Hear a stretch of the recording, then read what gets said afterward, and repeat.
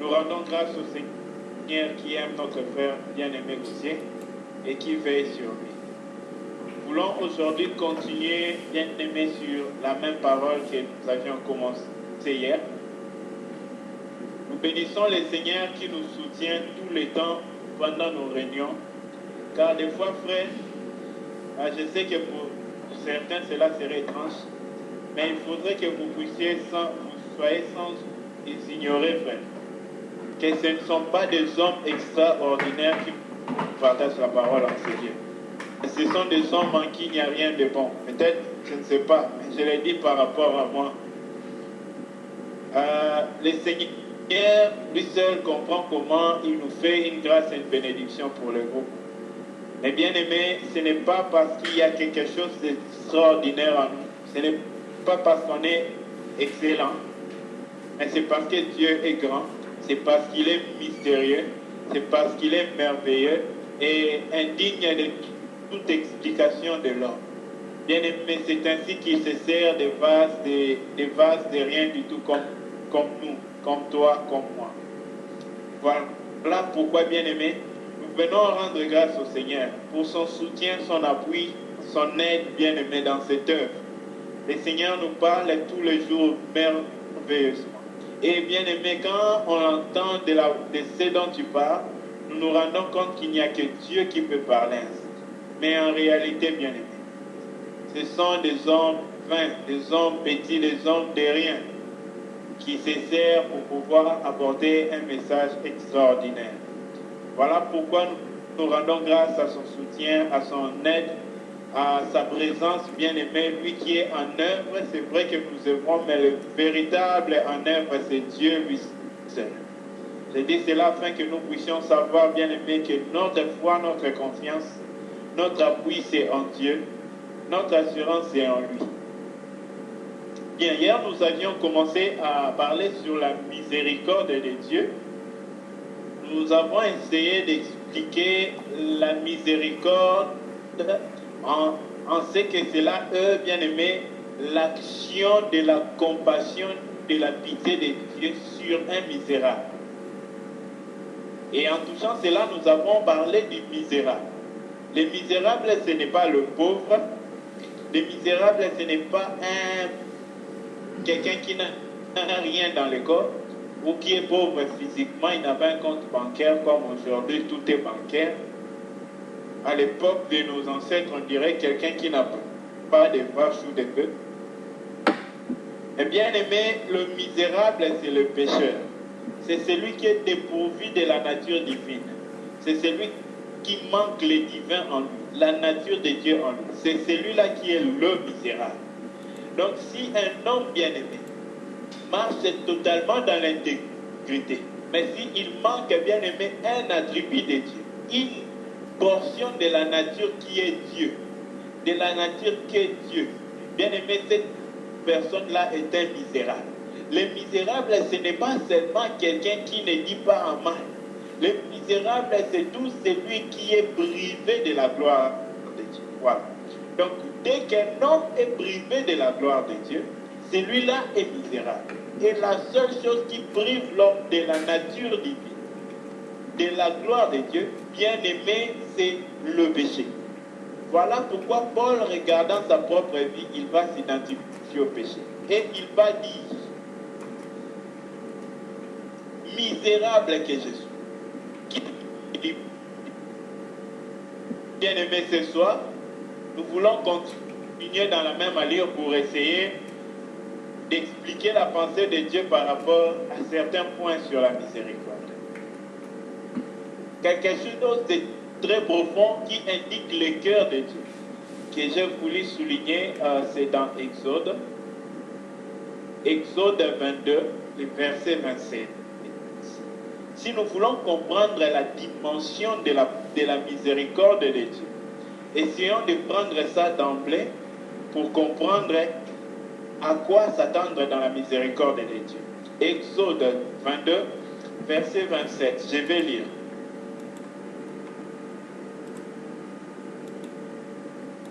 « 25 à 27. Si tu prêtes de l'argent à mon peuple, au pauvre qui est avec toi, tu ne seras point à son égard comme un créancier. Ah, ça c'est la première des choses qu'il dit. Tu ne seras point comme un créancier. Tu n'exigeras de lui point d'intérêt. Si tu prends en gage les vêtements de ton prochain, ah, tu les lui rendras avant le coucher du soleil. Car c'est sa seule couverture. C'est le vêtement dont il s'enveloppe le corps.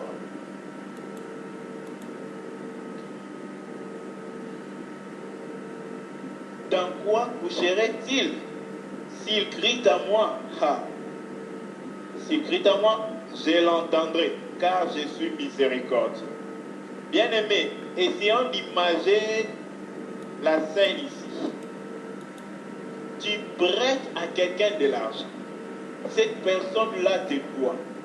Mais si tu lui fais pression, si tu vas lui réclamer, tu lui exiges un intérêt, tu te comportes comme un créancier. En réalité, tu es un créancier.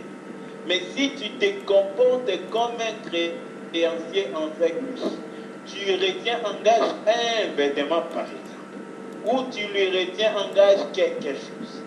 Bien-aimé dans le Seigneur, écoutez ce que Dieu dit. Si ces pauvres, ces malheureux-là criaient à l'Éternel, l'Éternel l'entendra. Ah, d'abord, virgule, l'Éternel est juste. Mais quand ces malheureux-là va crier, lui qui a emprunté de toi et qui n'a pas remboursé autant convenable, parce que c'est de ça qu'il s'agit.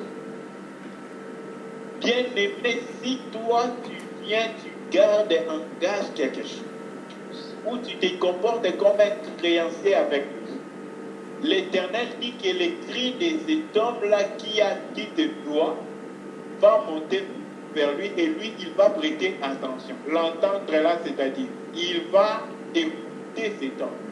Il va recevoir ce que cet homme va lui dire.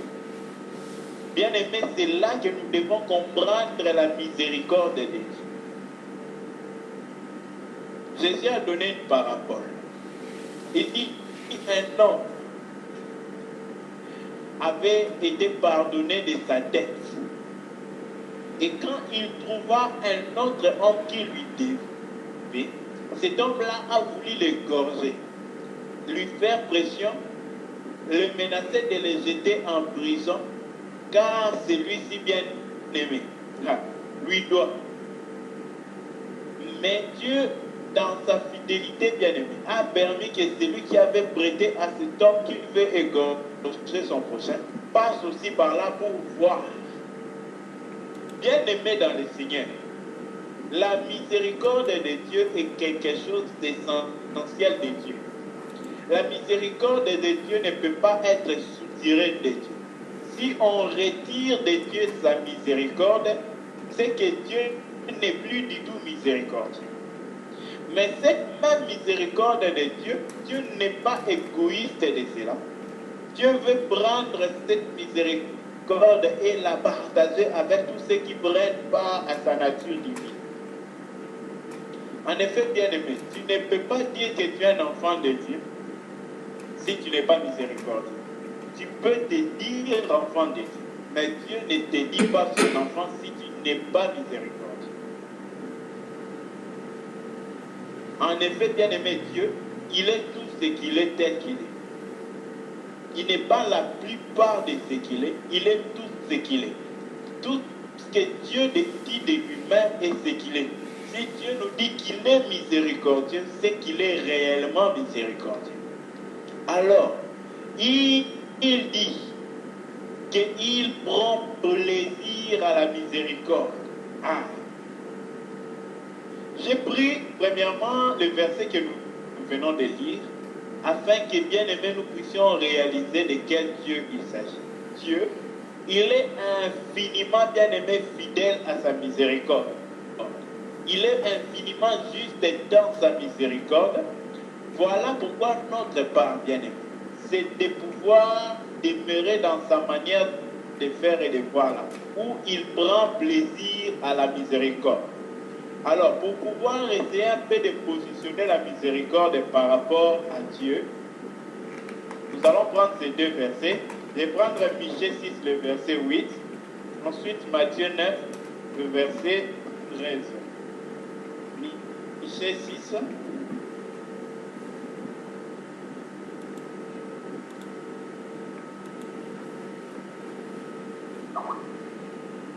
Nous allons lire Michée 6, le verset 8. Je lis au nom du Seigneur.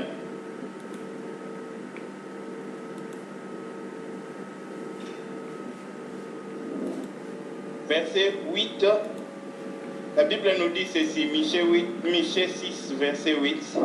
On t'a fait connaître, ô homme, ce qui est bien, et ce que l'Éternel demande de toi.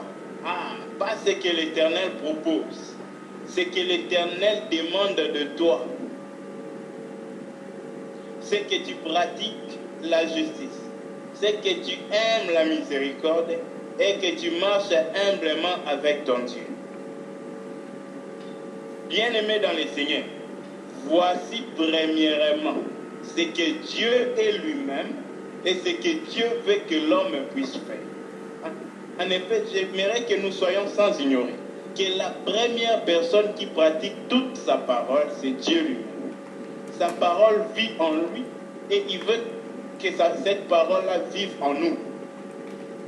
Bien-aimés dans le Seigneur, il dit voici ce que l'Éternel demande de toi. Voici ce que l'Éternel demande de moi, Paul. Voici ce que l'Éternel demande de toi, Carmen. Voici ce que l'Éternel demande de toi, Stéphanie. Voici ce que l'Éternel demande de toi, Olivier. Voici ce que l'Éternel demande de tout un chacun de nous. Bien-aimés dans le Seigneur, c'est que nous puissions d'abord, bien-aimés, pratiquer la justice. Ensuite, pas seulement pratiquer la miséricorde, mais d'abord, bien aimé, aimer la miséricorde. J'aimerais y avancer avec des étapes là. Parce qu'il y a aimer la miséricorde et pratiquer la miséricorde. Mais en effet, bien aimé, Dieu ne pratique pas la miséricorde parce qu'il pratique la miséricorde.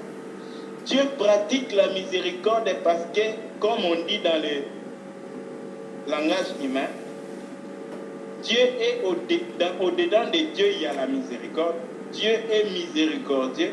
Bien aimé, la miséricorde commence d'abord dans son cœur, ensuite dans ses actions.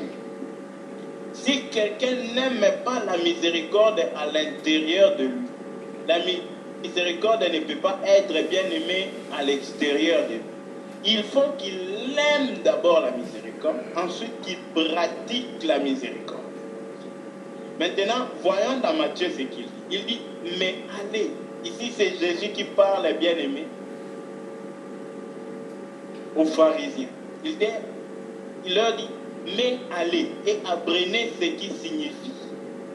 Je veux la miséricorde et non pas les sacrifices.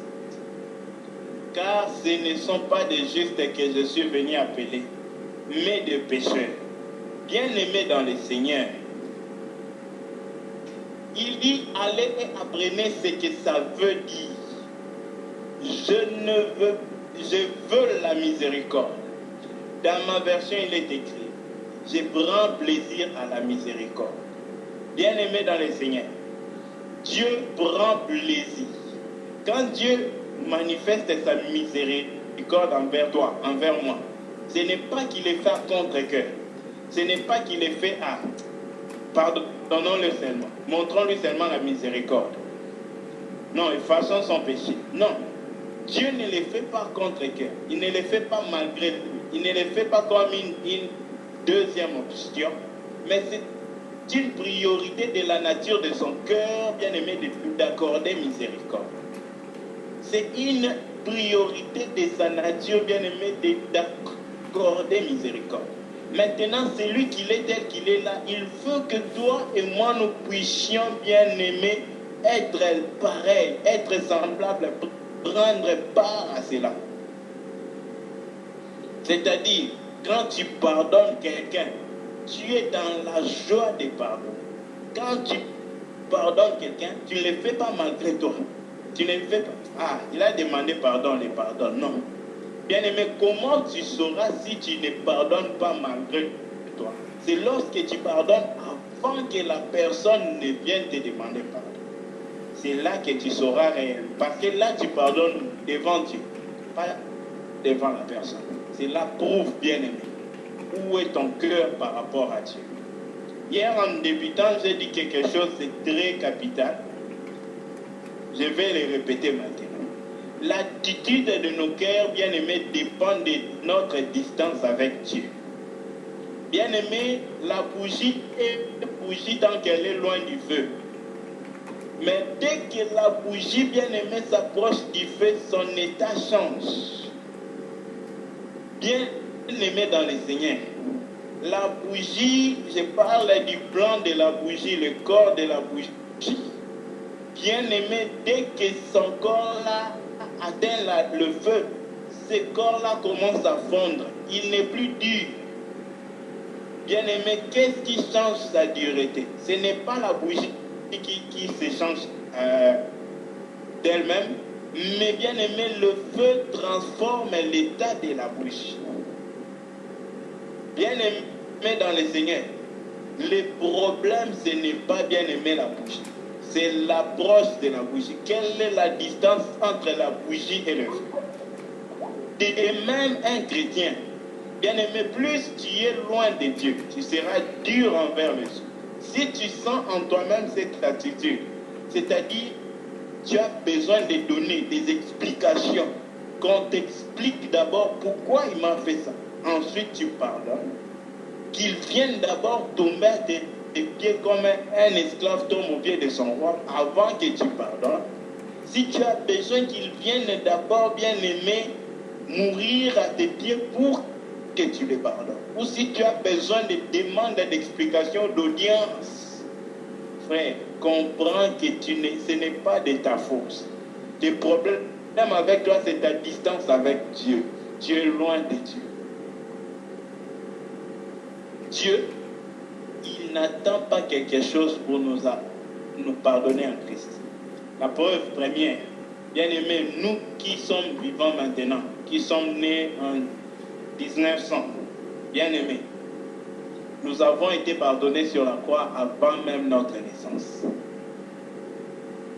Il n'a pas attendu notre péché ni notre repentance pour nous pardonner. C'est pour nous dire une chose, frères et sœurs. Tu ne dois pas demander des explications d'audience pour pardonner ton frère ou ta soeur. S'il y a quelque chose qu'il t'a fait pour lequel tu as été vraiment blessé, bien aimé, tous on a été blessés et tous nous blessons. Si tu es proche de Dieu, tu le sauras en une seule chose. Tu seras prompt à libérer cet homme-là, sans attendre que lui vienne vers toi, sans même des explications de sa part. Quand lui viendra, tu vas lui dire, oh, j'avais déjà pardonné. J'avais oublié ça. Mon ami, il oublie ça. Laisse ça là, on est amis, on est frères, on est tous qu'on est. Gardons-nous près du Seigneur, courons près du Seigneur. Bien aimé, c'est ce qui va t'indiquer si tu es près de Dieu ou pas. Si tu ne peux pas le débloquer comme un frère, pas un frère, un gars à qui il disait, je l'ai boutonné. Donc quand il t'a boutonné là, tu es boutonné dans son cœur. C'est fini. Tu n'existes plus pour lui, il t'a éliminé. Bien aimé, et si Dieu pouvait boutonner la moitié d'un homme, quelle serait l'entièreté de cet homme? Voilà pourquoi, bien aimé, n'oublions pas la miséricorde les uns avec les autres. N'oublions pas la miséricorde. Et comment Dieu regarde un homme qui a péché? Dieu ne le regarde pas comme quelqu'un qui veut taper ou punir. Dieu ne le regarde pas comme quelqu'un envers qui il veut se venger. Dieu n'a pas la colère de se venger contre un pécheur. Je vais vous poser une question. Bien aimé dans le Seigneur, quand un enfant mange la boue, tu penses que la maman a le plaisir de la taper? Non. La maman n'a même pas un désir de taper l'enfant. La maman veut à tout prix, bien aimé, séparer l'enfant de la boue. Parce qu'il sait qu'un petit enfant, tu vas le taper, qu'est-ce que tu vas gagner après? Quand un enfant, un bébé, tu ne vas même pas lever ta main pour taper. Tu vas arracher la boue. Pourquoi, bien-aimé? Parce que tu sais les malheurs des amibes qu'il y a dans cette boue-là. L'enfant va pleurer. Vous risquez de l'amener faire la radio, mais c'est la boue qu'il a mangée qui est en train de faire son travail dans son ventre. Oh, bien-aimé dans le Seigneur, c'est pour nous dire une chose. Quand un enfant de Dieu pêche, même les pécheurs, les plus pécheurs de tout ce qu'on voit dans ce monde, et nous voyons, celui-là, il est loin de Dieu. Bien aimé, même cet homme-là, Dieu a miséricorde pour lui.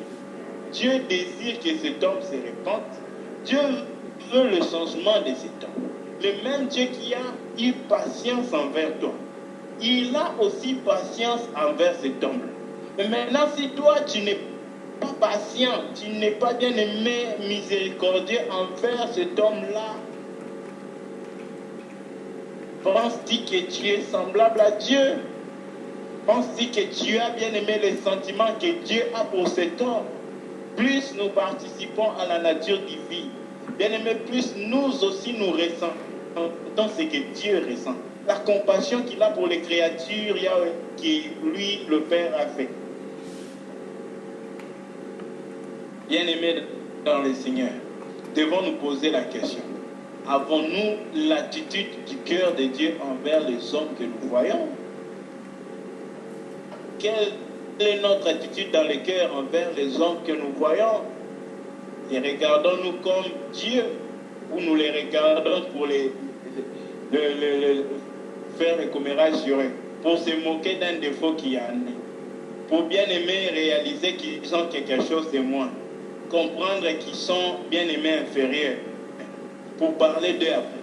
Oh bien aimé, s'il y a quelqu'un qui avait même cette attitude-là, la meilleure guérison, le débarrassement de cela, la première méthode, c'est à chaque fois que tu as affaire avec un dossier à autrui, une affaire qui te concerne et pas qui concerne autrui.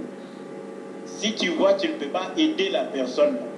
La meilleure des choses, ça c'est quelque chose qu'on m'a instruit et que j'ai retenu à vie. Fermons nos bouches, n'intervenons pas dans ce qui ne nous concerne pas.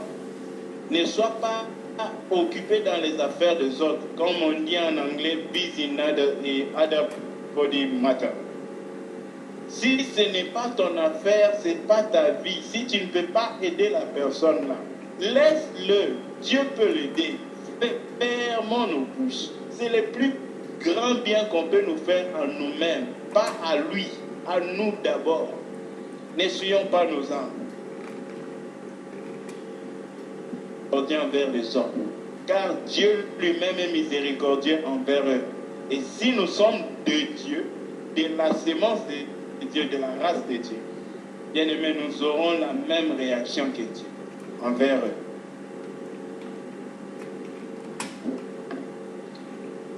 Prenons un peu Matthieu 9.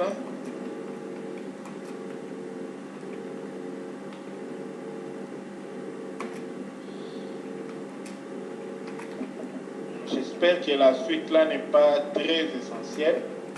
On pourra y revenir un autre jour. Évoluons.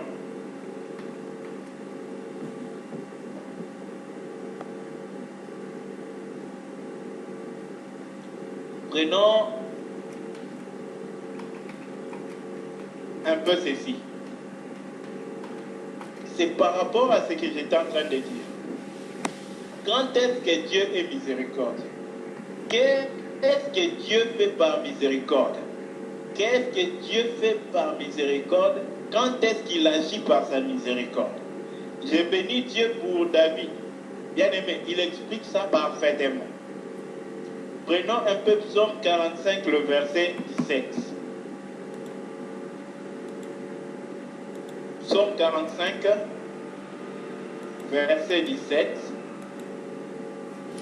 Lisons la parole. Dans Psaume 45, verset 17. Tes enfants prendront la place de tes pères. Tu les établiras princes dans tout le pays.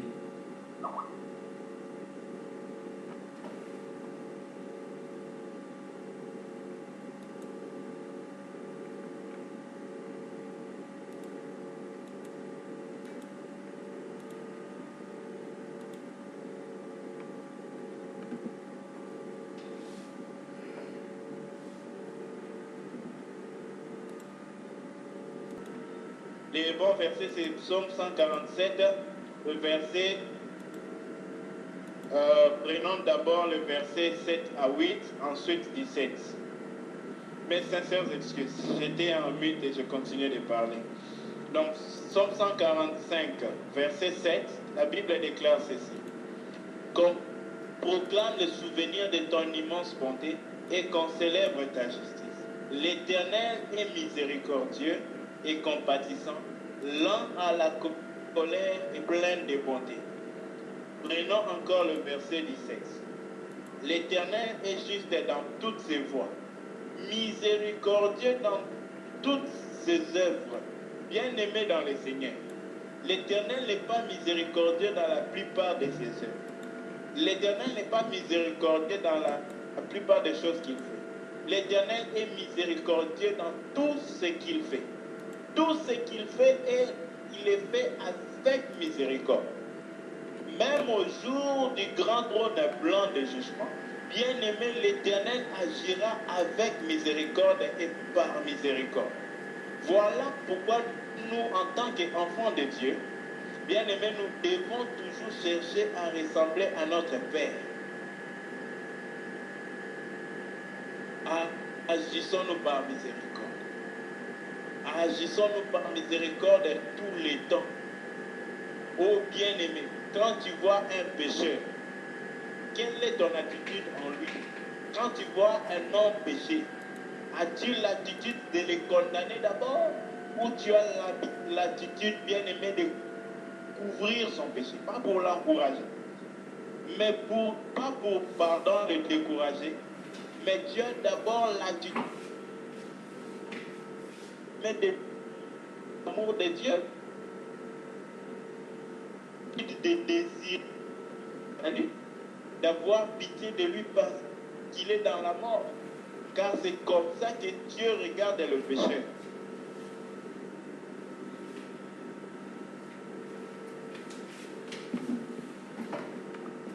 Pas la plupart des choses, mais bien aimé tout le temps, dans toutes ses œuvres. Il agit envers nous dans cette même attitude, attendant bien aimé nous voir atteindre les saluts, attendant nous voir bien aimé changer, attendant nous aider bien aimé à changer. C'est Dieu qui est infiniment patient. La patience de Dieu bien aimé, ça a duré plus de 42 générations pour ramener l'homme au salut. Bien aimé, si nous pouvons comprendre quel est le cœur de Dieu,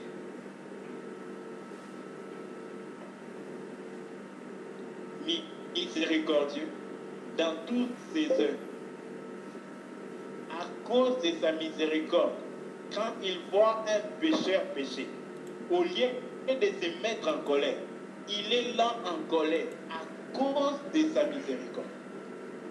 Bien aimé, si quelqu'un se fâche souvent, c'est une des indications qui indique qu'il n'est pas miséricordieux. Parce que plus tu pardonnes les autres, je ne dis pas que tu les encourages à faire le mal, plus tu as la miséricorde envers les autres, plus tu le comprends, plus tu le portes dans ton cœur, oh bien-aimé dans le Seigneur, plus tu vas moins te mettre en colère, moins tu seras en colère envers ces gens. Parce que tu vas les comprendre d'abord. Parce que tu vas comprendre pourquoi ils font cela. Parce que tu vas comprendre les motifs de ce qu'ils font. Car ce n'est pas eux, mais c'est à vous.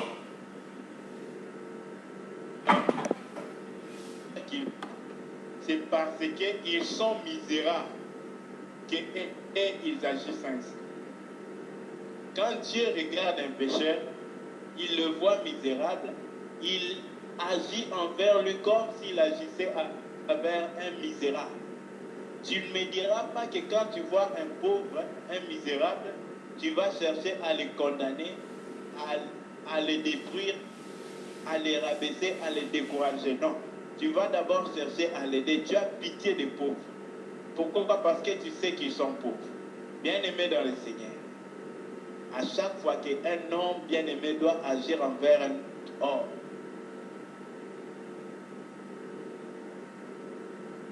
c'est et qui indique, bien aimé, si tu es dans ton attitude, dans ton cœur, il y a Dieu.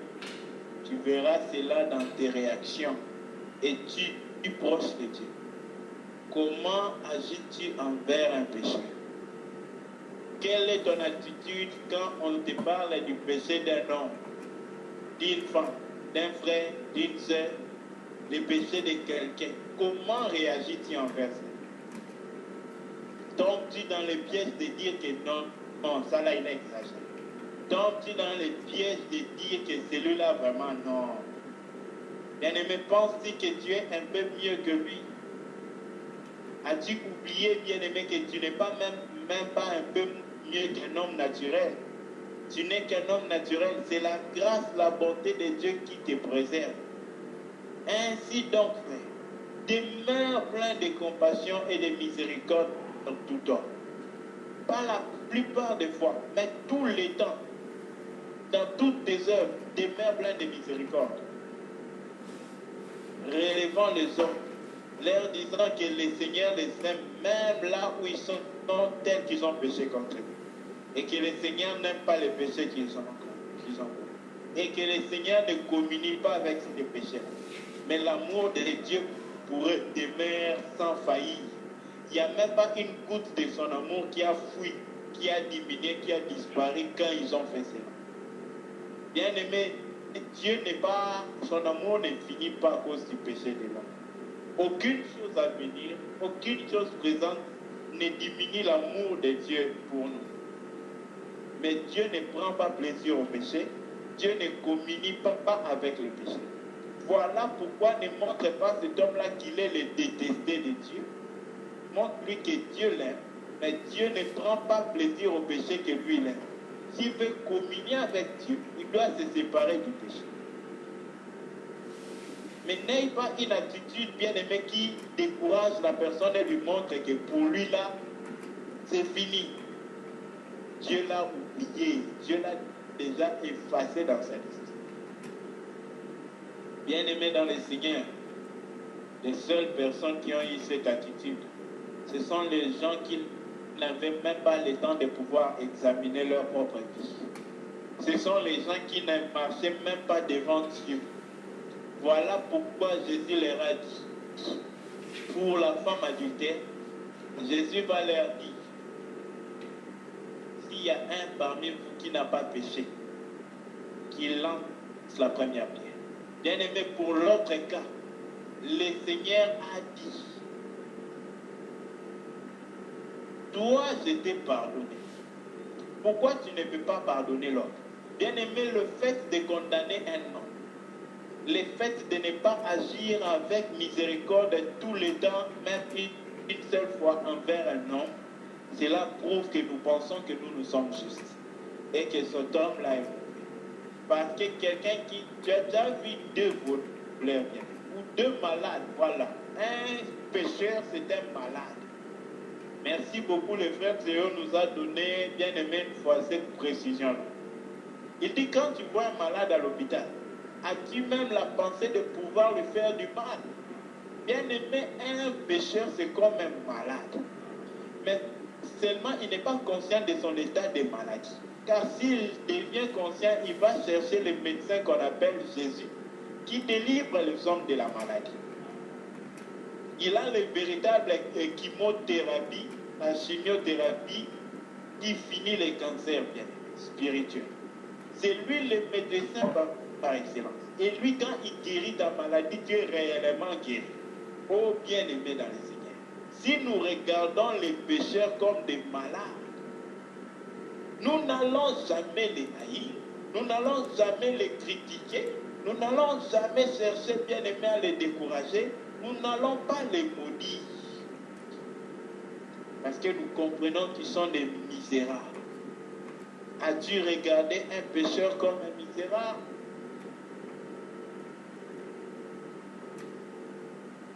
Bien-aimés dans le Seigneur, nous devons examiner nos cœurs. Nous devons examiner nos cœurs. En même temps que hier, nous avions dit quelque chose de très important ici. Nous avons touché que La miséricorde, c'est la compassion, la pitié de Dieu pour un misérable, c'est-à-dire pour un pécheur. Bien-aimés, nous ne sommes pas ici en train de faire la publicité ou l'annonce que Dieu est là pour encourager celui qui prend plaisir au péché.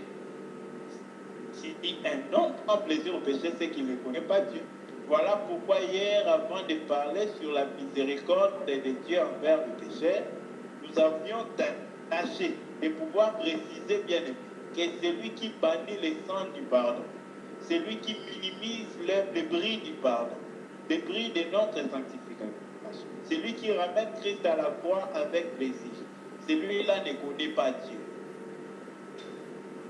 Ce n'est même pas qu'il est dans la marche de la vie chrétienne, il est encore loin, mais il pense qu'il est déjà dans la marche. Alors, nous allons prendre un verset pour expliquer à qui est-ce que Dieu, à qui est celui qui prend, qui tire profit de la miséricorde de Dieu. Qui est celui qui bénéficie du fait que Dieu est miséricordieux. Est-ce que la miséricorde de Dieu profite à tout le monde? Qui est celui qui réellement, bien aimé, obtient miséricorde? Ah, bon, voyons ça un peu. Prenons 1 Timothée 1,13.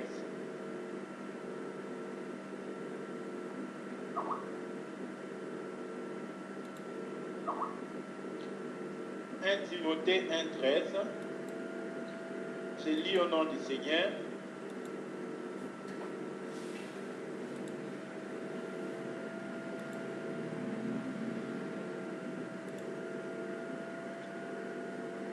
Timothée 1,13, je lis, moi qui étais auparavant un blasphémateur, un persécuteur, un homme violent, mais j'ai obtenu miséricorde parce que j'agissais par ignorance dans l'incrédulité. Bien-aimé dans le Seigneur, voici pourquoi Paul a obtenu miséricorde. Il dit, moi qui autrefois avais blasphémé le nom de Jésus-Christ, persécuté ses disciples, attaqué son Église,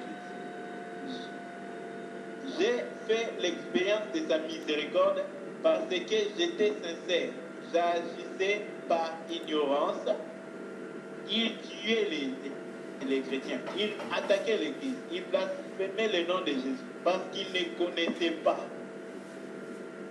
Voilà pourquoi Dieu lui a fait miséricorde. Il agissait par ignorance, n'ayant pas encore reçu la foi. Bien aimé dans le Seigneur, c'est celui-ci qui obtient miséricorde de Dieu. C'est celui qui prend, qui a péché par ignorance.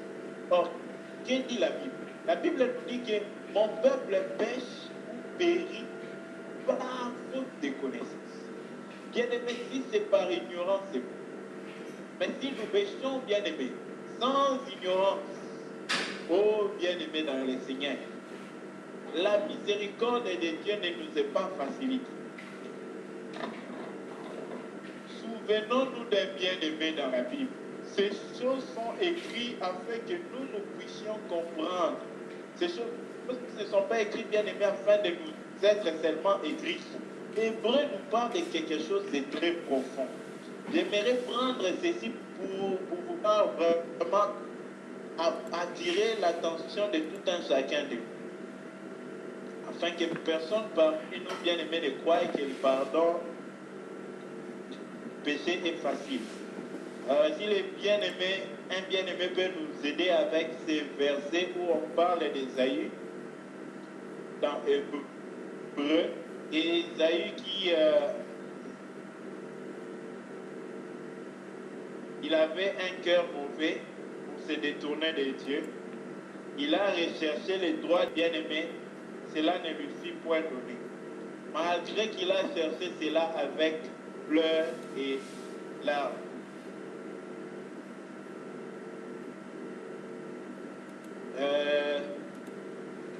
Cela est dans Hébreu. Je vais essayer de les retrouver rapidement.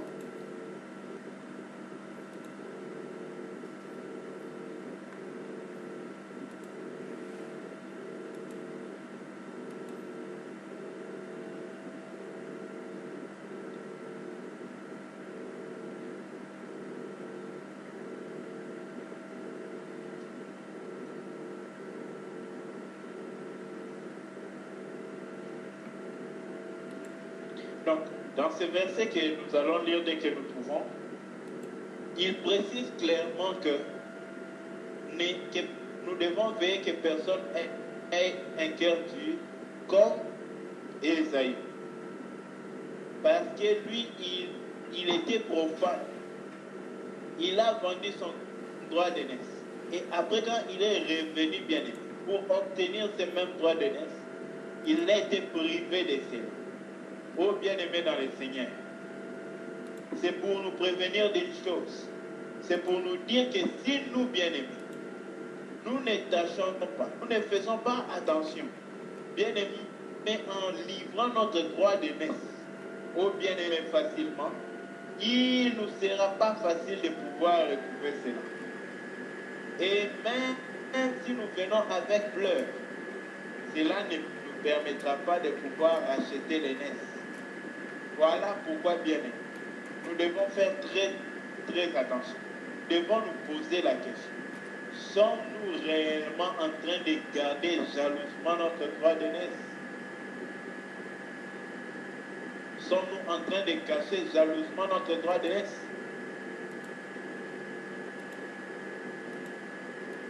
Ou nous les vendons à bas prix?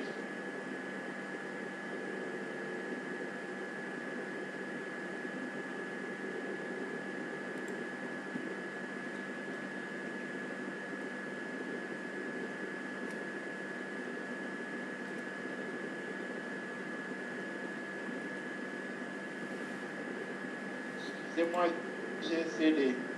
Merci beaucoup, frère. C'est eux, si vous pouvez le lire. Lisons Hébreux chapitre 12, du verset 15 au verset 16. Bon, au verset 17. Hébreux 12, 15 à 17. Veillez à ce que nul ne se prive de la grâce de Dieu, à ce qu'aucune racine d'amertume pousse les rejetants, ne produise du trouble et que plusieurs n'en soient infectés. À ce qu'il n'y ait ni impur ni profane comme Ésaü, qui pour un mets vendit son droit d'aînesse. Vous savez que plus tard, voulant obtenir la bénédiction, il fut rejeté, quoiqu'il la sollicita avec larmes, car son repentir ne put avoir aucun effet. Amen. Amen. Bien-aimé, venir pleurer après pour implorer la miséricorde de Dieu, c'est facile.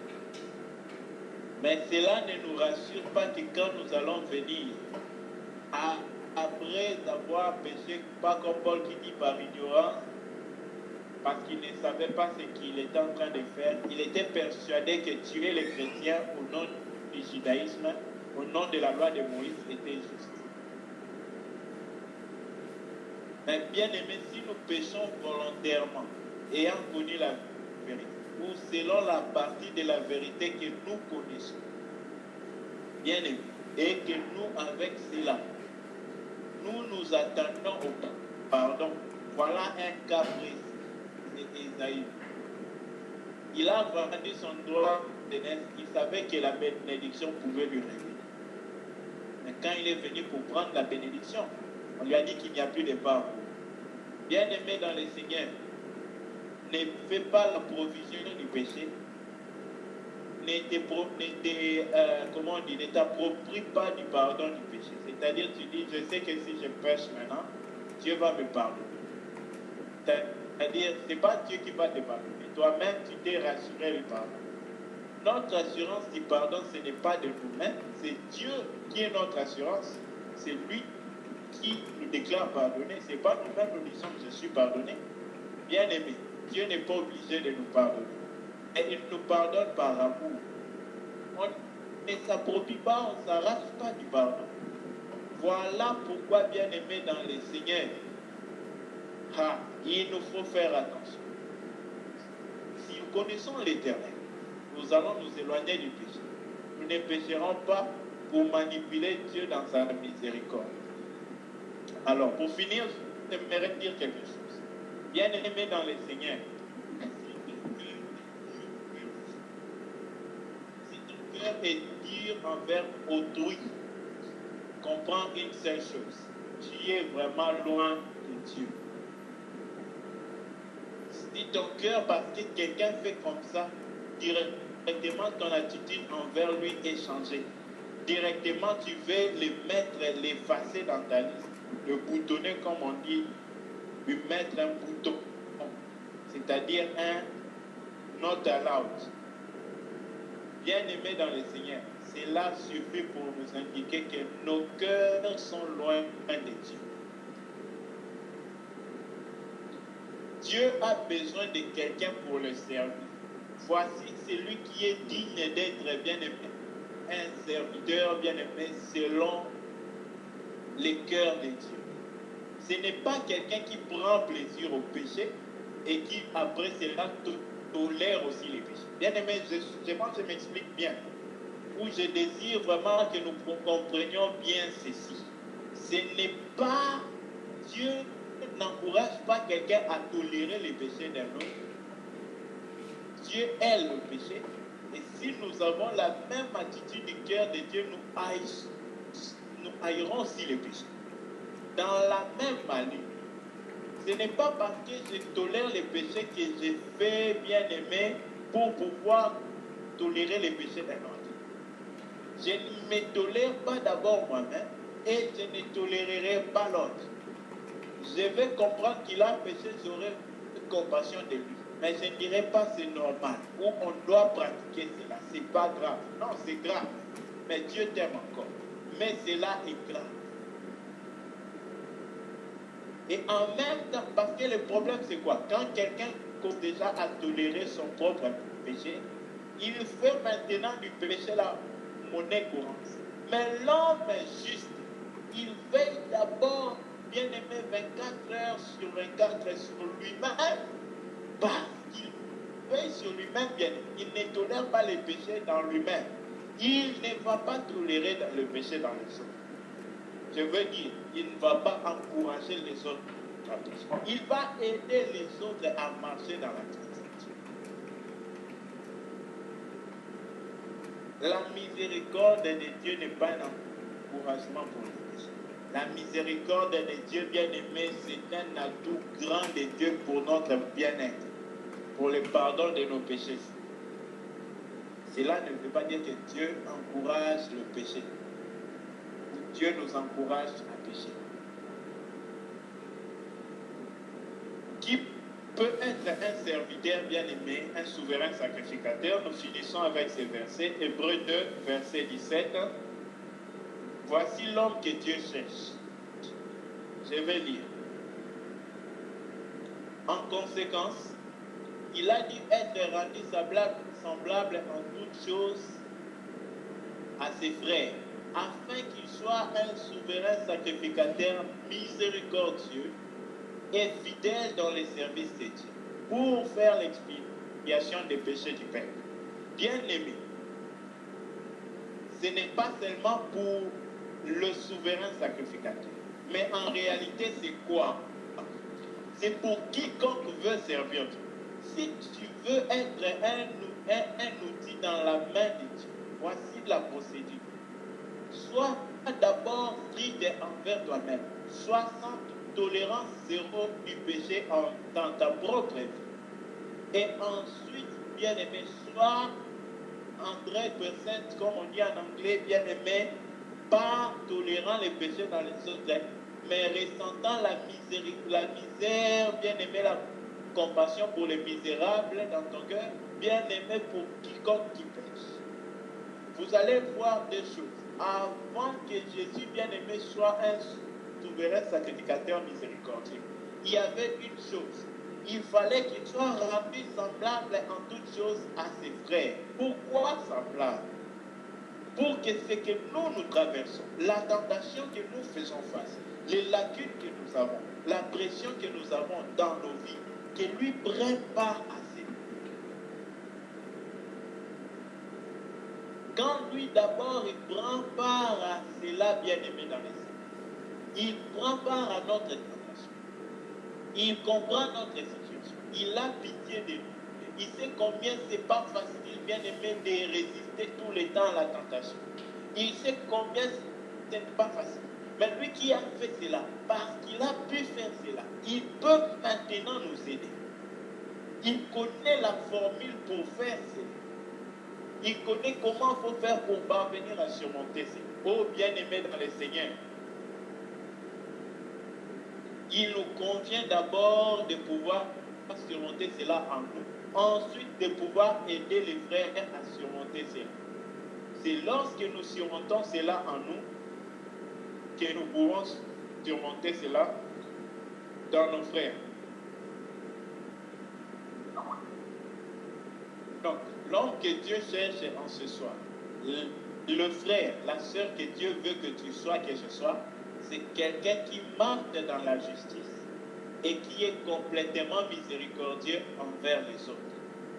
Il marche dans la justice et qui est miséricordieux envers les autres. Oh bien-aimé, souvent Dieu, ce qu'il a permis dans ma vie, dans la vie des autres, au moment où j'avais commencé à voir d'autres frères, d'autres sœurs, regarder, dire non, celui-là, ceci.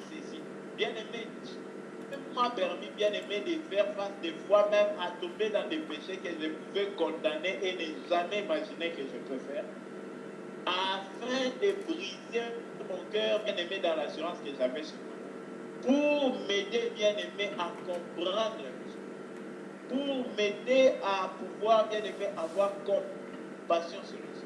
Avant que tu ne puisses arriver là, je te préviens, apprends à être miséricordieux avec nous. Apprends toujours à faire intervenir ta compassion pour celui qui est misérable, celui qui est dans le péché, ce malade spirituel. Aie pitié de lui-là. Aie compassion pour lui. Prie pour sa repentance et son salut. Prie pour que Dieu l'amène à la repentance.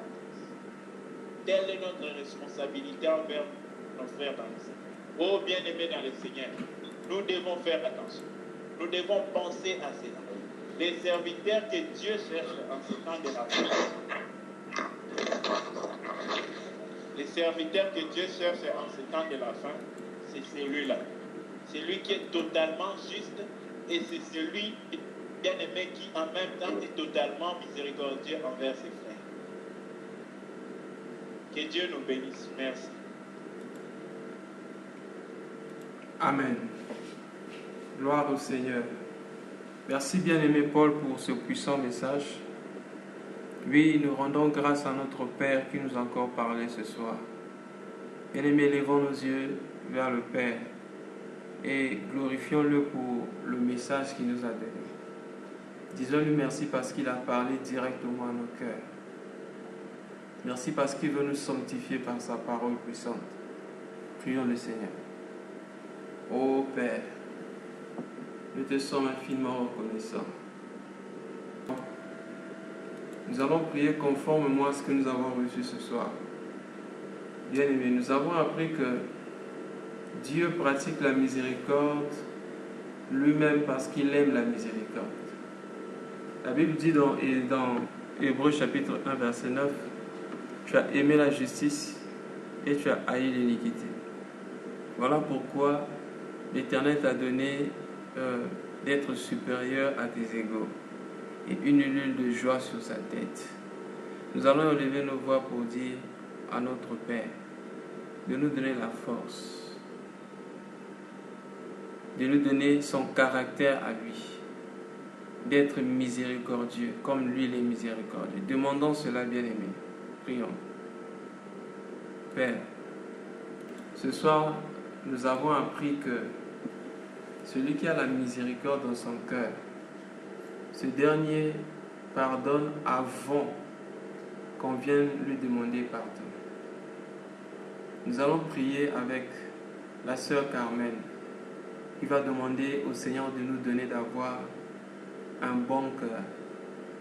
Que nous n'attendions pas que les hommes viennent demander pardon, mais parce que nous avons le cœur de Dieu qu'on pardonne à tout le monde, avant même que ces gens viennent s'excuser. Prions avec la sœur Carmen.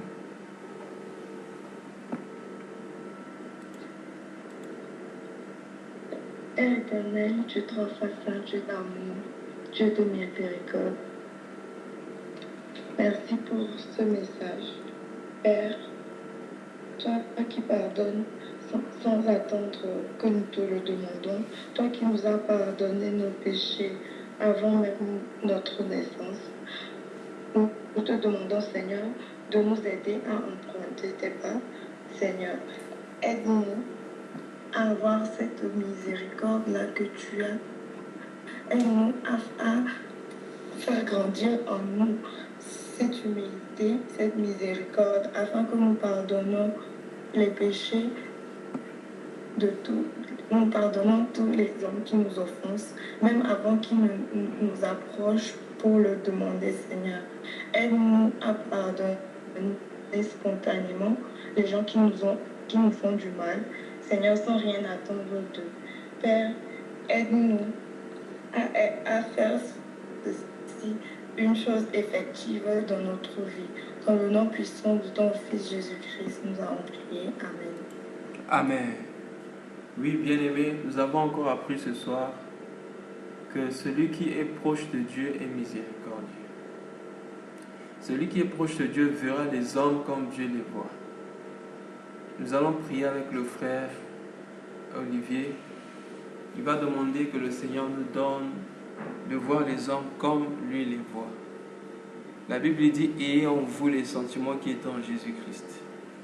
Les sentiments qui étaient en Jésus-Christ doivent nous pousser à voir les hommes comme Jésus les voyait. Prions avec le frère Olivier.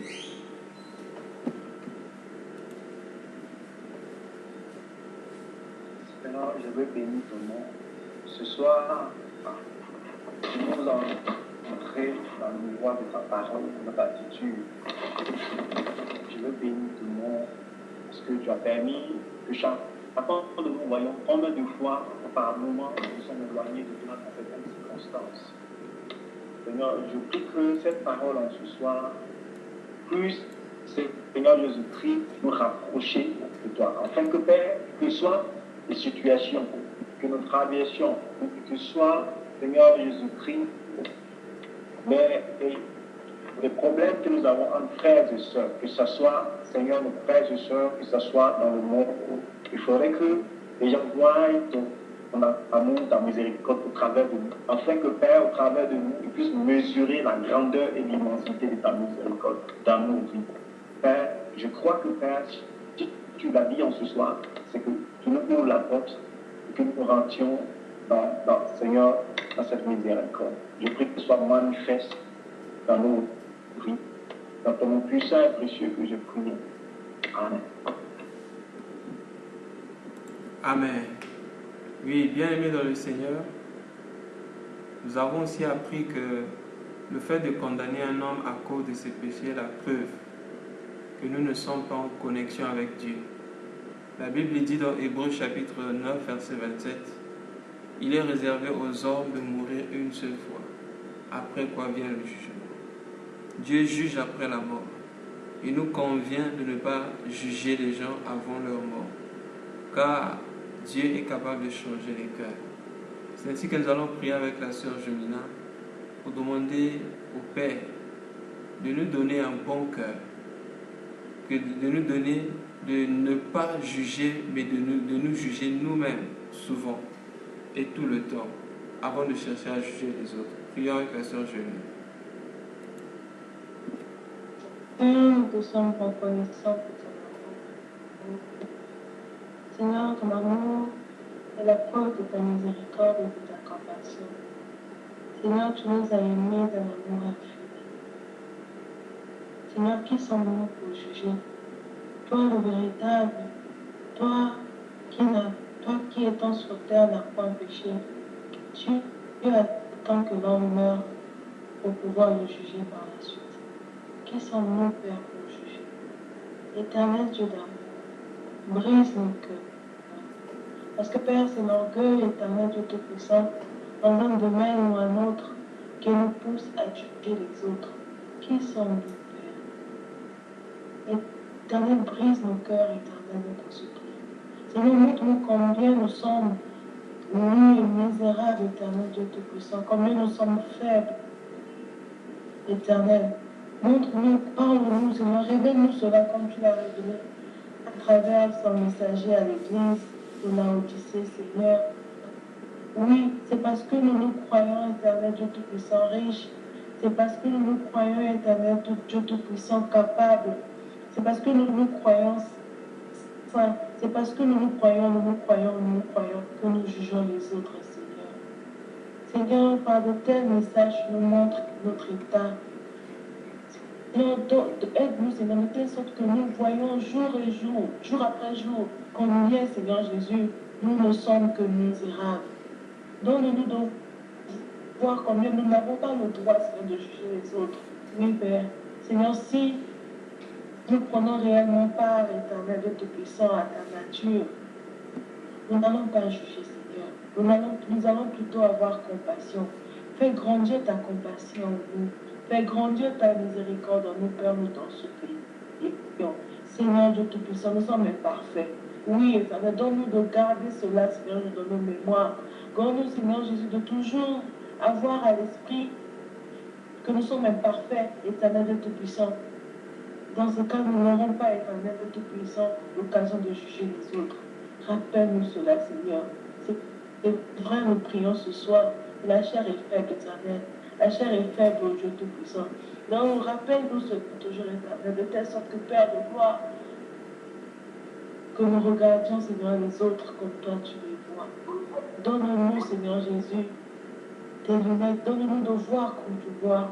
Donne-nous de parler comme tu parles. Donne-nous, éternel Dieu Tout-Puissant, de comprendre, de comprendre les gens comme toi tu les comprends, Seigneur. Oui, Père. Donne-nous, éternel, de toujours, éternel, montrer ton amour à ceux-là, éternel, qui sont loin de toi. Leur faire savoir, éternel Dieu Tout-Puissant, que tu as un grand cœur, que tu peux les aider, que tu les aimes déjà, Seigneur, et que tu es mort sur la croix pour eux. Nous en faisons partie certainement, parce que c'est là où nous n'avons pas encore atteint la perfection. Mais Père, nous te rendons grâce pour tout ce que tu fais dans chacune de nos vies. À toi la gloire et l'honneur, Seigneur. Au nom de Jésus-Christ. Amen. Amen. Oui, bien-aimé dans le Seigneur, y a-t-il un frère ou une sœur qui a un sujet de prière conformément à la parole que nous avons écoutée? À l'histoire d'Ésaü dans Hébreu, que Dieu enlève cet esprit-là qui fait que nous profitions en quelque sorte de sa bonté, bien que nous savons qu'une chose n'est pas bien ou que nous savons bien que nous sommes en train de pécher, nous le faisons quand même parce on se dit déjà que Dieu nous pardonnera, que Dieu enlève cet esprit-là et que plutôt nous cherchions à éviter les péchés, bien que nous savons que Dieu nous pardonnera.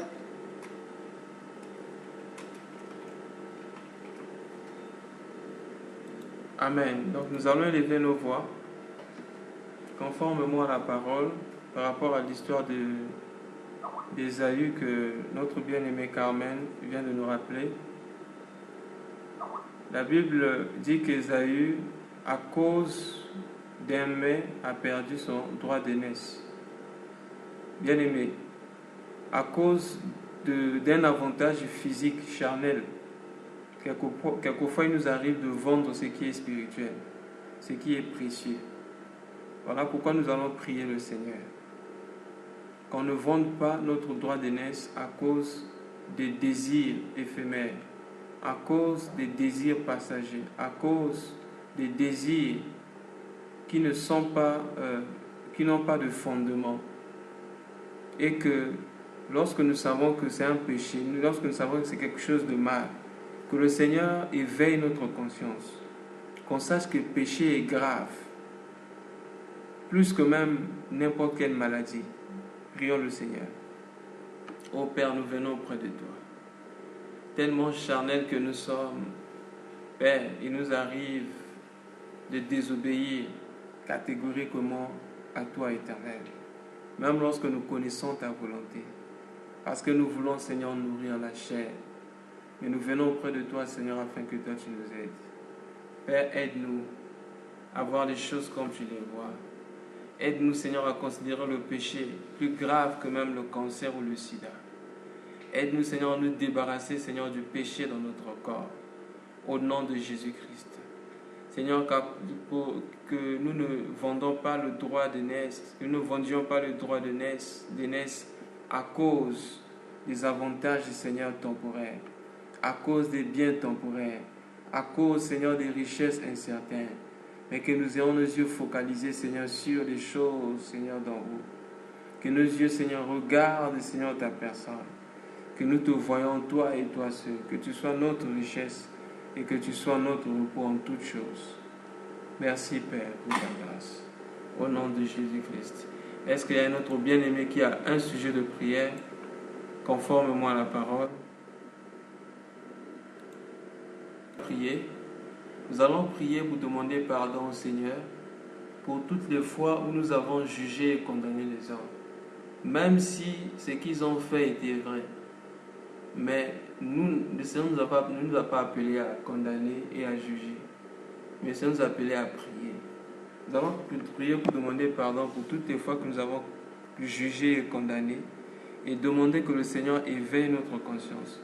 Qu'à chaque fois que nous allons entendre quelque chose de mal concernant une personne, que la première réaction à prendre soit de prier pour la personne, soit d'être miséricordieux envers la personne, soit d'être compatissant envers la personne. Prions le Seigneur.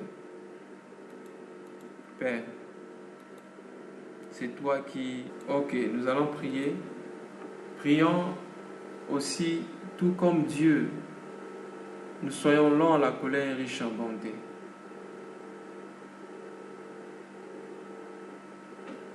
Prions le Seigneur pour demander à être lents à la colère.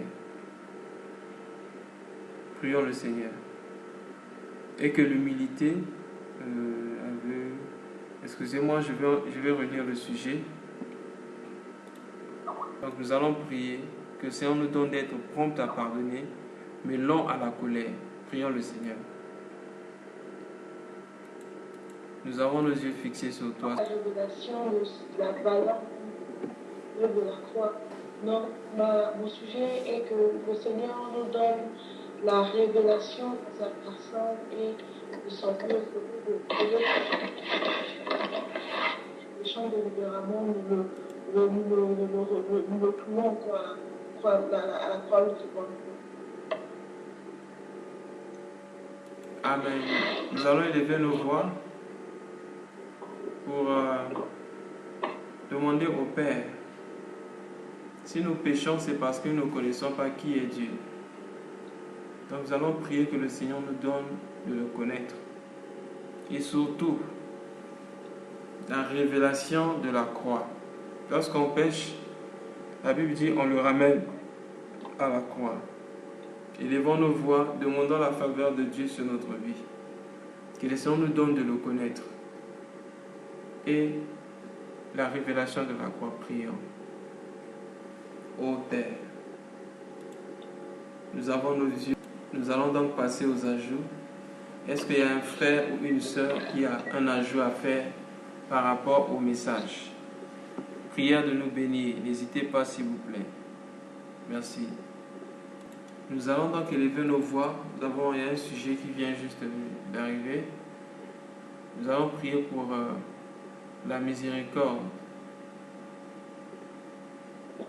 C'est la corde que Dieu étend vers nous pour nous faire sortir de la misère. Amen. Nous allons prier que le Seigneur nous fasse sortir de la misère, toute forme de péché, afin qu'on se rapproche de lui de plus belle. Prions le Seigneur. Nous voulons être en toi et en toi seul. Le lieu, Seigneur, qui nous convient, c'est à tes pieds. Mais nous nous mettons à tes pieds par la miséricorde. Ce n'est pas par notre propre force, mais c'est par ta miséricorde éternelle. Voilà pourquoi. Que ta volonté, Seigneur, soit faite dans notre vie. Conduis-nous sur le chemin de la vie, Seigneur. Loin du péché, Père, au nom de Jésus-Christ. Et que nous te témoignons au milieu des hommes que tu es vivant. Au nom de Jésus. Amen. Ok. Est-ce qu'il y a un frère qui a un ajout ou une sœur qui a une question à poser? Prière de la poser. Nous voulons te remercier une fois de plus. Merci pour tout ce que tu as fait dans notre vie.